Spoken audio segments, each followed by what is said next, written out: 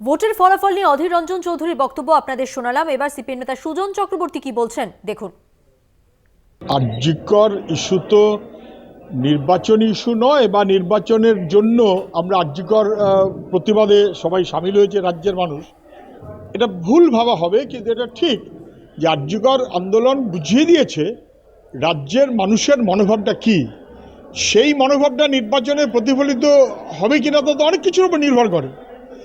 ধরুন সিতাইতে 1,30,000 ভোটে জিতেছে তৃণমূল, 1,30,000। দিনহাটাতে জিতেছিল 1,65,000, প্রায় কাছাকাছি গিয়ে হাজির হলো। এই যে হারোয়াতে বোধহয় 1,60,000 না কি একটা ভোটে জিতেছে। এগুলোকে যদি ভোট হিসেব করেন ভালো, তৃণমূল দারুণ জিতছে। কিন্তু এগুলো যে ভোট নয়, জল এবং জলের মধ্যে দুধ, দুধের মধ্যে জল না, এটা তো না বোঝার কোনো কারণ নেই। সর্বত্র আপনি তাই দেখতে পাচ্ছেন, 70%, 78%, 82%।